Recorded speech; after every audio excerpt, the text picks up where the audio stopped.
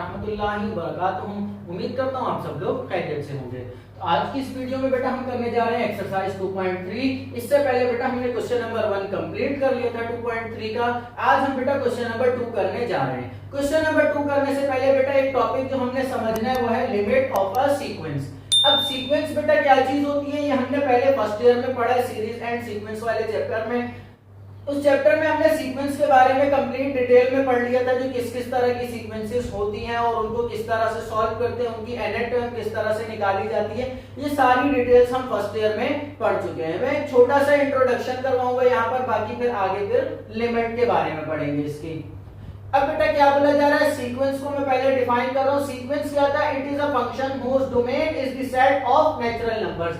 एक ऐसा फंक्शन जिसकी डोमेन हमारे पास क्या हो, सिर्फ और सिर्फ नेचुरल नंबर्स हो, वो क्या कहलाते हैं, सीक्वेंस कहलाता है। ये हमारे पास सीक्वेंस थी। अब उसमें बहुत सारी टाइप्स थी, अरिथमेटिक सीक्वेंस, ज्योमेट्रिक सीक्वेंस और भी साथ ही साथ बहुत सारी थी। वो हमने कंप्लीट डिटेल में फर्स्ट ईयर में पढ़ ली थी, तो उसकी डिटेल में मैं नहीं जा रहा। यहाँ पर अब हमने पढ़ना है लिमिट ऑफ अ सीक्वेंस के बारे में। सबसे पहले बेटा मैं बता दूं लिमिट क्या होता है। बेटा किसी भी फंक्शन की या सीक्वेंस की हम लिमिट निकालना चाह रहे हैं, तो बेटा आपने फर्स्ट ईयर में देखा था हम सीक्वेंस की nth टर्म निकाल रहे थे। अब उस nth टर्म का आंसर क्या आएगा वो हम निकालते हैं बेटा लिमिट की मदद से। अब लिमिट की मदद से कैसे निकालते हैं बेटा, लिमिट हमारे को आंसर देती है।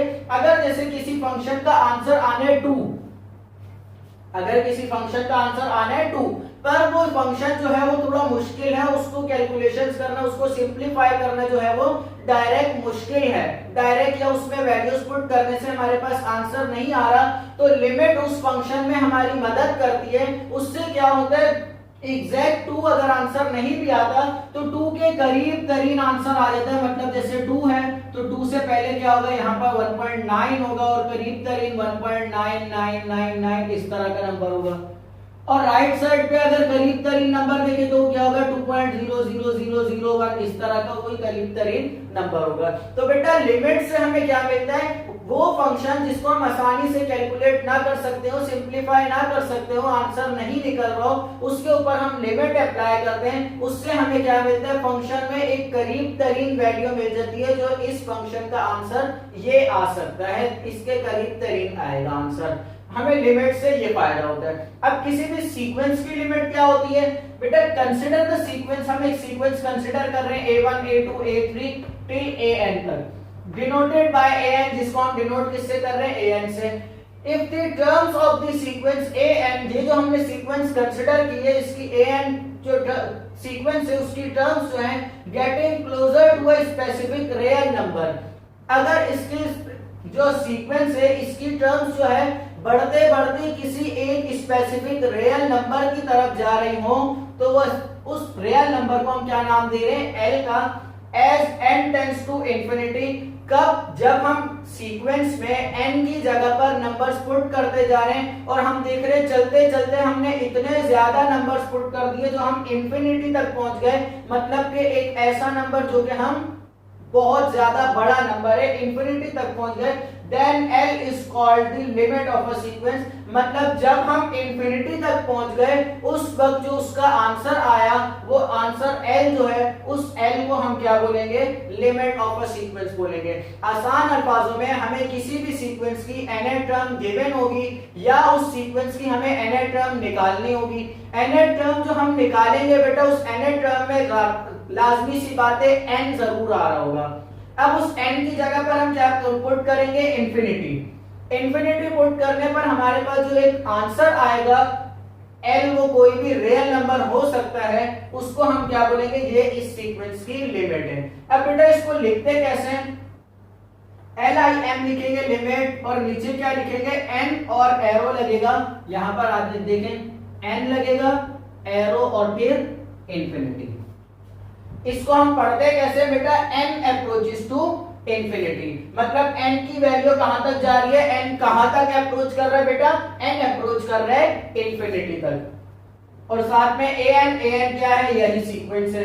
इसको दूसरा तरीकेकार ये भी है, सिर्फ और सिर्फ लिमिट भी लिखते हैं, n अप्रोचेस टू इंफिनिटी नहीं भी लिखते तो ये भी ठीक है। an और इसका आंसर क्या आएगा, किसके बराबर होगा, l के, मतलब कोई ना कोई एक रियल नंबर इसका आंसर आएगा। बेटा इस तरह से भी लिमिट लिख सकते हैं और इस तरह से भी सीक्वेंस में लिमिट लिख सकते हैं। इसके बाद हमारा जो नेक्स्ट टॉपिक है फंक्शन है, लिमिट ऑफ अ फंक्शन हमने मालूम करना है। उसमें हमें लिमिट के नीचे ये टर्म जरूर बतानी होगी, क्योंकि कुछ फंक्शंस होंगे जिसमें हमारे पास लिमिट सिर्फ 1 तक जा रही होगी, मतलब अप्रोच 1 पे कर रही होगी, किसी में 10 पर जो हम सीक्वेंस की लिमिट निकालते हैं वो हमेशा n अप्रोचेस टू इंफिनिटी ही होती है। इस वजह से बेटा लिमिट हम जब सीक्वेंस की निकाल रहे होंगे सिर्फ लिमिट भी लिखे तो ठीक है, पर जब फंक्शन की निकालेंगे तो हमें अप्रोच बतानी पड़ेगी। तो बेटा ये था लिमिट ऑफ अ सीक्वेंस, छोटा सा इंट्रोडक्शन था। अब इसके बाद जब हम इसके क्वेश्चन सॉल्व करेंगे तो हमें समझ आएगी जो कंप्लीट डिटेल इसकी क्या है, हम किस तरह से किसी भी सीक्वेंस की लिमिट निकाल सकते हैं। स्टार्ट करते हैं बेटा।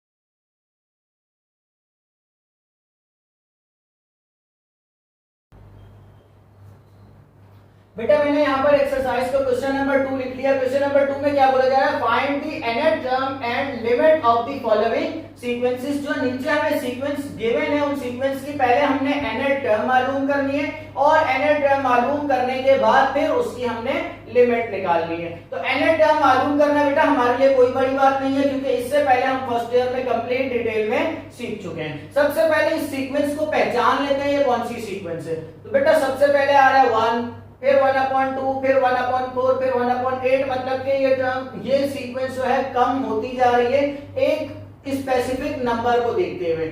तो मतलब हमारे पास क्या है, पहले 1 है, फिर 1/2 आधा कम हुआ, फिर उसके बाद 1/4 मतलब के और आधा, फिर उसके बाद 1/8 मतलब के और आधा कम हो गया। तो मतलब एक कॉमन रेशियो से ये सीक्वेंस जो है वो कम होती जा रही है। तो ऐसी सीक्वेंस को हमने क्या नाम दिया था बेटा, ज्योमेट्रिक सीक्वेंस नाम दिया था। इसकी हमने बेटा nth टर्म जो मालूम की थी उसके लिए हमारे पास फॉर्मूला था an equals to a r power n minus 1, जिसमें हमने कहा था a क्या है, a इस सीक्वेंस की फर्स्ट टर्म है और r क्या है, r बेटा कॉमन रेशियो है। अब कॉमन रेशियो बेटा हमने कैसे निकाला था, सबसे पहले मैं यहाँ पर लिख लेता हूँ a की वैल्यू क्या है, 1 है।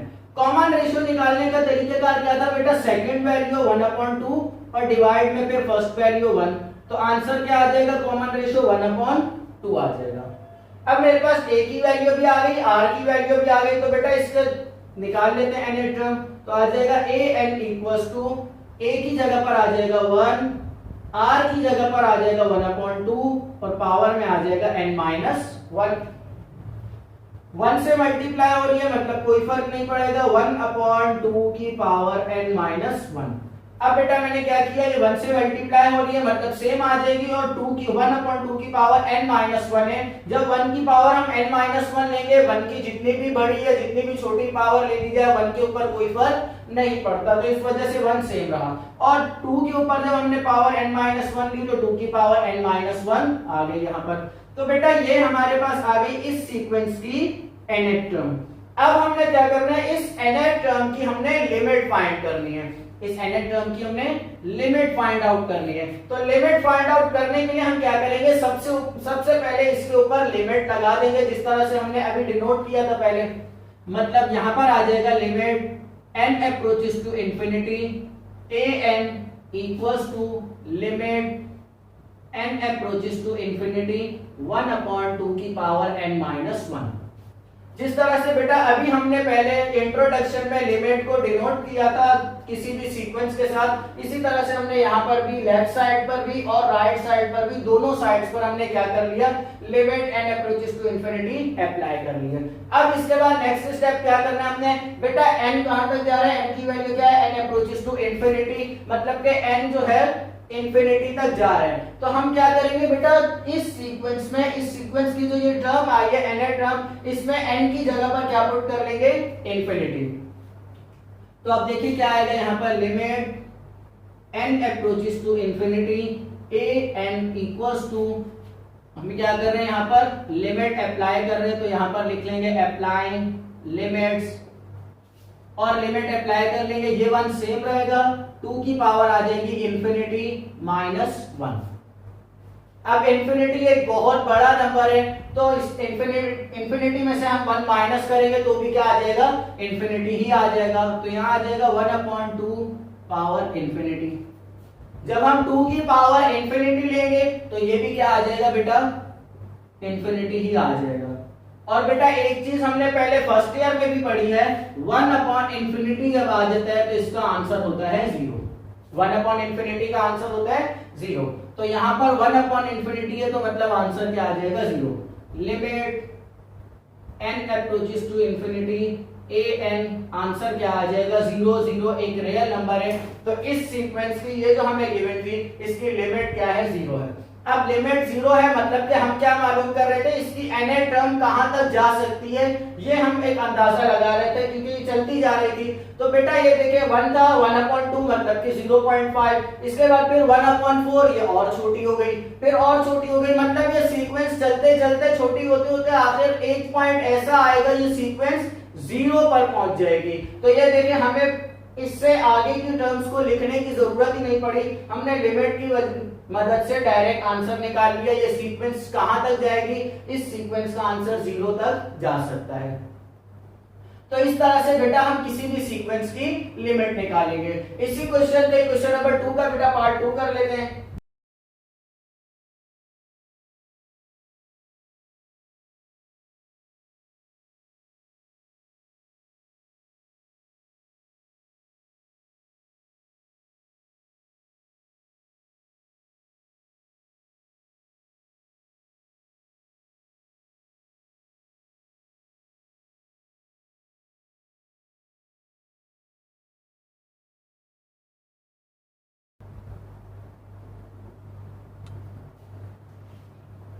नेक्स्ट बेटा इसका पार्ट 2 मैंने यहाँ पर लिख लिया। पार्ट 2 में भी हमने क्या करना है, सबसे पहले इस सीक्वेंस की nth टर्म मालूम करनी है, nth टर्म मालूम करने के बाद फिर उसको सिंपलीफाई करना है हमने। तो अब यहाँ पर देखिए अब हमें एक सीक्वेंस गिवन है, इसमें फर्स्ट टर्म क्या है 1 × 2 अपॉन 3 × 4, सेकंड हमारे पास क्या है 3 × 4 अपॉन 5 × 6। मतलब हमारे पास अगर हम देखें तो इस वाली टर्म में हमारे पास फर्स्ट टर्म में दो नंबर्स आ रहे हैं 1 और 2, और नीचे भी दो नंबर्स आ रहे हैं जो आपस में मल्टीप्लाई हो रहे हैं। इस तरह से इसमें भी दो हैं। तो अब यहाँ पर देखिए बेटा फर्स्ट नंबर क्या है 1, यहाँ पर फर्स्ट नंबर क्या है 3, यहाँ पर फर्स्ट नंबर क्या है 5, अगला नंबर क्या आएगा इसका 7। तो यहाँ पर मतलब कि हमारे पास जो पहले नंबर आ रहे हैं, जो दो नंबर्स मल्टीप्लाई हो रहे हैं, उसमें से पहला नंबर जो है वो हमारे पास क्या है ऑड नंबर्स हैं। तो पहले हम क्या करेंगे, एक अलग से एक nth टर्म हम मालूम कर लेंगे अपनी तरफ से कंसीडर करके, हम एक ऑड नंबर्स की सीक्वेंस का nth टर्म मालूम कर लेंगे। मतलब पहले हम क्या मालूम करने जा रहे हैं, एक सीक्वेंस है हमारे पास 1 3 5 7 टिल चलती जा रही है। इस सीक्वेंस का हमने क्या करना है nth टर्म मालूम करनी है। अब ये हमारे पास कैसी सीक्वेंस बन गई बेटा, सारे नंबर्स के दरमियान कॉमन डिफरेंस है, फर्स्ट टर्म हमारे पास 1 है। तो अब यहाँ पर हमारे पास ये जो सीक्वेंस बन गई ये अरिथमेटिक सीक्वेंस बन गई है। अरिथमेटिक सीक्वेंस का nth टर्म मालूम करने का फार्मूला है हमारे पास बेटा an equals to a plus n minus 1 into D, जिसमें a क्या है वही फर्स्ट टर्म और d क्या है बेटा कॉमन डिफरेंस, जो सारे नंबर्स के दरमियान का डिफरेंस सेम है। तो हमारे पास किसी भी दो नंबर्स के दरमियान का हम डिफरेंस निकाल लेंगे तो मतलब वो सारों का आ जाएगा, d कॉमन डिफरेंस आ गया।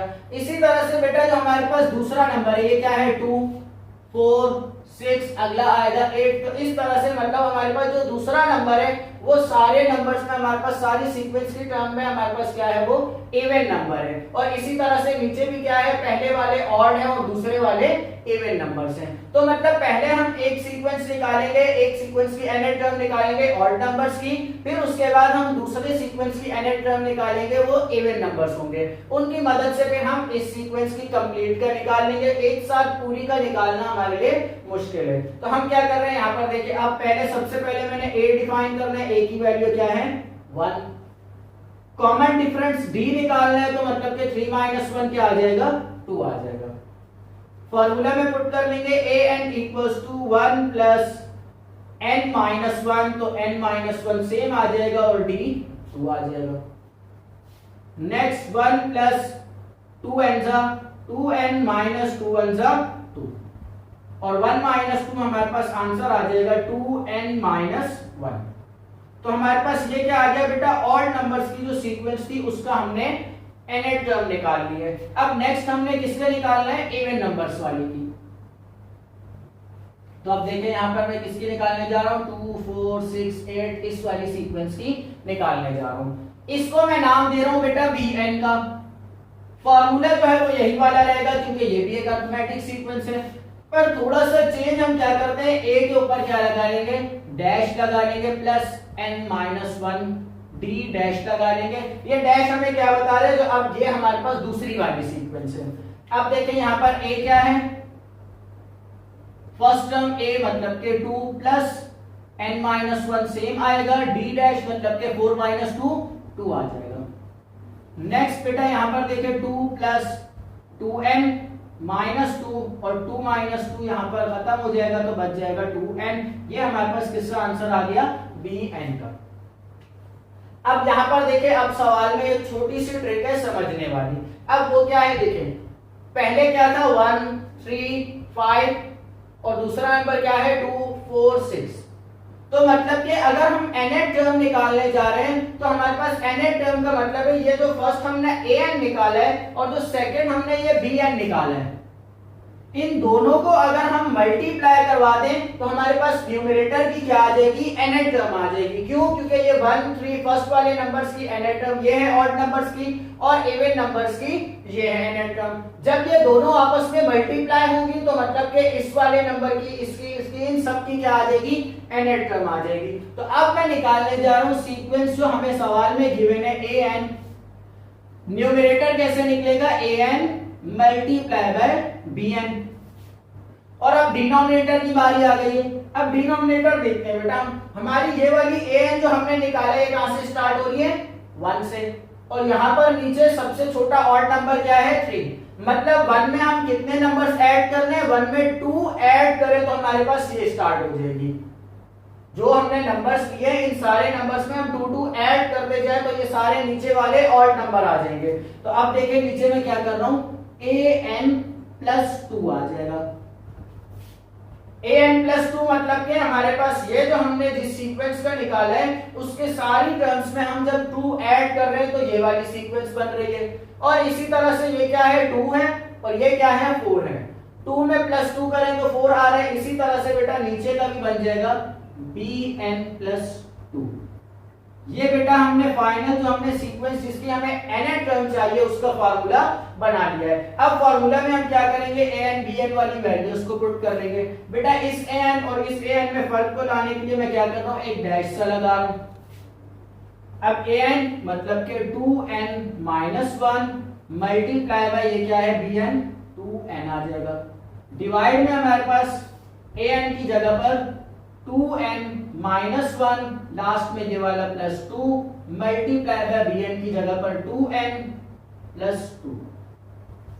ये बेटा हमारे पास आ गई क्या चीज, nth टर्म आ गई। किसकी nth टर्म आ गई, ये जो हमें सीक्वेंस गिवन है इसकी nth टर्म हमारे पास आ गई है। अब nth टर्म की मदद से हमने क्या करना है, इसकी लिमिट निकालनी है। तो जल्दी से बेटा ये साइड कॉपी कर ले, मैं ये रब कर रहा हूं और आगे फिर हम लिमिट मालूम करेंगे।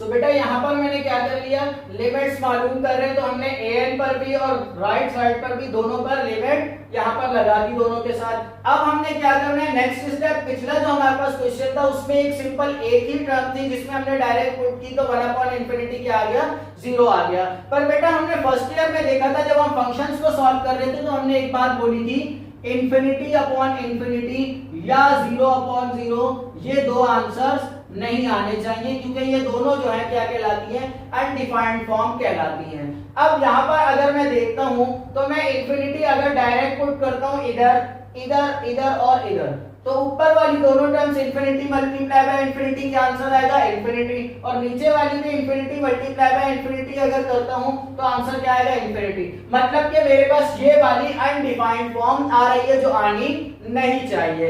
ये बात नहीं हमारे पास बेटा, इस तरह के फंक्शंस को जब हम सॉल्व करने लगते हैं तो हमारे पास लिमिट की हमें जरूरत पड़ती है। अब लिमिट से हमें फायदा क्या होगा वो देखिए, ये देखिए ये limit n approaches to infinity same आया। इस वाली टर्म में से मैं क्या कर रहा हूं, n को कॉमन निकाल रहा हूं, इस वाली टर्म में से n को कॉमन निकाल रहे हैं। अब n कॉमन निकाला तो देखिए यहां पर क्या बच जाएगा, ये था 2n, तो n निकल गया, सिर्फ और सिर्फ क्या बच गया, 2 बच गया। बेटा अगर मेरे पास टर्म गिवन है 2 मल्टीप्लाई बाय 5, अगर मैंने इसमें से 2 को कॉमन निकालना है तो मैं क्या करूंगा, यहां पर 2 हट गया, 1 आ गया, मल्टीप्लाई बाय यहां पर 5 को मैं डिवाइड करवा लूंगा 2 से। अब ये 2 से डिवाइड करवाने की वजह क्या है, क्योंकि जब हम दोबारा रिवर्स जाएंगे तो ये देखिए 2 1 सा 2 और 2 जब इससे मल्टीप्लाई होगा तो 2 से 2 कैंसिल होकर दोबारा से 5 आ जाएगा। इस वजह से बेटा हमने जब यहां से n कॉमन निकाला तो इधर से n खत्म हो गया, सिर्फ 2 बच गया, माइनस यहां पर n मौजूद नहीं था, पर हमने n कॉमन निकाले तो यहां पर n से क्या कर लेंगे, डिवाइड करवा लेंगे।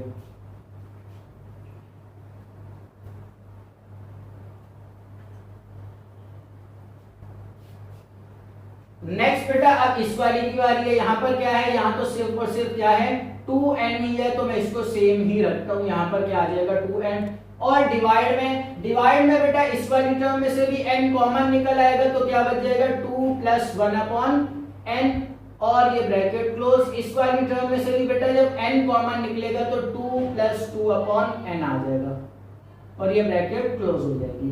अब बेटा कुछ बच्चों के जहन में यहाँ पर सवाल ये उठ रहा होगा, हम n को कॉमन क्यों निकाल रहे हैं, जब यहाँ से 2 कॉमन निकल सकता है तो हम 2 को कॉमन निकाल के क्यों नहीं खत्म कर रहे हैं। तो बेटा उसकी वजह ये है, हमने जो लिमिट पुट करनी है वो किसकी जगह पर है, n की जगह पर पुट करनी है, और मसला भी जो हमारे लिए क्रिएट कर रहा है वो कौन है, n क्रिएट कर रहा है। इस वजह से मैं n को कॉमन निकाल रहा हूँ। अब n को कॉमन निकाल लिया, नेक्स्ट स्टेप देखें। अब ये n और ये n आपस में मल्टीप्लाई होकर क्या हो जाएगा, ये आ गया limit n approaches to infinity, n और n मल्टीप्लाई होकर क्या हो गया n², और ये 2 × 1 - 2 - 1/n, और ये 2 सेम आ गया। डिवाइड में हमारे पास ये n और ये n मल्टीप्लाई होकर n² हो गया, ये 2 + 1/n सेम आया, मल्टीप्लाई हो जाएगा इससे 2 + 2/n। अब देखिए क्या होगा, n² से n² कैंसिल हो गया। अब बेटा ये 3-4 स्टेप्स जो हमने किए हैं, अब इसको करने की वजह क्या है, अब इसको करने की वजह ये थी बेटा, इससे हमें फायदा ये हुआ है, पहले क्या था n न्यूमरेटर में आ रहा था जिसको पुट करने पर हमारे पास आंसर अनडिफाइंड बन रहा था। अब हमारे पास देखें तो ऊपर भी और नीचे भी दोनों नंबर्स में हमारे पास n कहां आ रहे हैं, डिनोमिनेटर में। n डिनोमिनेटर में आ रहा है तो मतलब कि हमने पिछले क्वेश्चन में देखा जब n डिनोमिनेटर में आ रहा होता है तो उसकी जगह पर जब हम इंफिनिटी पुट करते हैं तो 1/∞ क्या हो जाता है, 0 हो जाता है। तो उससे हमें फायदा क्या होगा, ये 1/n 1/∞ 0, 1/n मतलब के 0, 2/n 2/∞ भी क्या होगा, 0 ही होगा। तो इससे हमें फायदा ये होगा इस n को कॉमन निकालने से, जो हमारी फॉर्म अनडिफाइंड बन रही थी अब वो क्या हो जाएगी, अब उसके हमें एक ना एक कोई रियल नंबर आंसर मिल जाएगा। ये हमारे पास बेटा लिमिट का फायदा होता है। लिमिट की मदद से हम उसकी टर्म के ऊपर अपनी तरफ से जो फॉर्मूलाज उसके ऊपर उस वक्त अप्लाई हो सकते हैं वो अप्लाई करके उसको सिंप्लीफाई कर सकते हैं। नेक्स्ट स्टेप अब देखिए बेटा, limit n approaches to infinity, ऊपर आ जाएगा हमारे पास 2 - 1/n × 2 डिवाइडेड बाय नीचे हमारे पास टर्म जो बची है वो है 2 plus 1 upon N multiply by 2 plus 2 upon N. Next इससे ज्यादा सिंप्लीफाई हम नहीं कर सकते तो अप्लाई कर लेंगे limit, applying limits, limit apply कर लेंगे। अब देखिए यहाँ पर लिमिट क्या है, n क्या है, n अप्रोचेस टू इंफिनिटी मतलब के 2 minus 1 upon infinity multiply by ये 2 तो सेम आ जाएगा divided by 2 plus 1 upon infinity और 2 प्लस 2 अपॉन इंफिनिटी।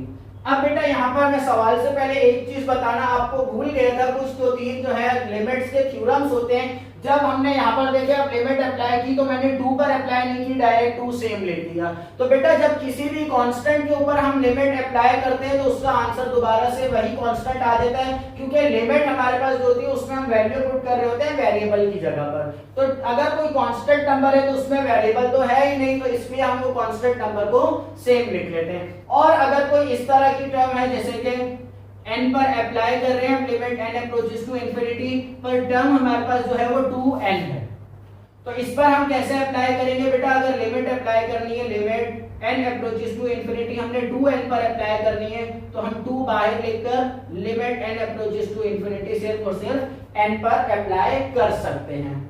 तो ये बेटा दो थ्योरम्स है जो अगर कोई कांस्टेंट किसी वेरिएबल के साथ मल्टीप्लाई हो रहा है तो वो कांस्टेंट लिमिट से बाहर आ जाएगा, और अगर सिर्फ और सिर्फ कांस्टेंट पर अप्लाई हो रही है तो उसके आंसर में हमारे पास वही कांस्टेंट दोबारा से आ जाएगा। बेटा अब इसको ही सिंप्लीफाई करते हैं। यहाँ पर देखिए 1 अपॉन इंफिनिटी 0 हो जाएगा और 2 माइनस 0 2 ही आ जाएगा, मल्टीप्लाई बाय ये 2 सेम आ जाएगा, डिवाइड में हमारे पास 1 अपॉन इंफिनिटी 0 हो जाएगा, 2 प्लस 0 2 सेम आ जाएगा, और यहाँ पर 2 अपॉन इंफिनिटी 0 हो जाएगा, 2 प्लस 0 2 ही आ जाएगा, 2 से 2 कैंसिल हो जाएंगे, आंसर में हमारे पास सिर्फ और सिर्फ क्या बच जाएगा 1 बच जाएगा। तो limit n approaches to infinity a n ये जो सीक्वेंस हमें गिवन थी उसकी nth टर्म निकालकर अगर हम उसकी लिमिट निकालें तो आंसर क्या आएगा हमारे पास 1 आएगा। तो बेटा ऐसा जरूरी नहीं है जैसे हमने पिछले क्वेश्चन में किया तो आंसर 0 आया, इसका मतलब ये नहीं था जो सारी सीक्वेंस का आंसर 0 ही आएगा। हमने कहा था आंसर में l की जगह पर कोई भी रियल नंबर आ सकता है, तो देखिए पहले 0 आया तो यहाँ पर आंसर क्या आया है 1 आया है। यहाँ पर बेटा हमने एक्सरसाइज 2.3 का जो क्वेश्चन नंबर 2 है वो कंप्लीट कर लिया है। नेक्स्ट बेटा हमारे पास क्वेश्चन नंबर 3 है। क्वेश्चन नंबर 3 में हमने क्या करना है बेटा, डायरेक्ट हमें n टर्म्स गिवन है, मतलब हमें सीक्वेंस गिवन नहीं है, किसी भी सीक्वेंस का हमें डायरेक्ट n टर्म गिवन है, सिर्फ और सिर्फ हमने ये काम करना है उसकी लिमिट फाइंड आउट करनी है। इंशाल्लाह बेटा वो नेक्स्ट वीडियो में हम मालूम करेंगे। आज की वीडियो यहीं पर ही खत्म करते हैं। वीडियो अच्छी लगी हो तो दोस्तों के साथ शेयर जरूर करिएगा, और वीडियो से जाने से पहले लाइक और चैनल को सब्सक्राइब जरूर कर लीजिएगा। उम्मीद करता हूँ आज जो समझाया वो समझ आ गया होगा। अल्लाह हाफिज।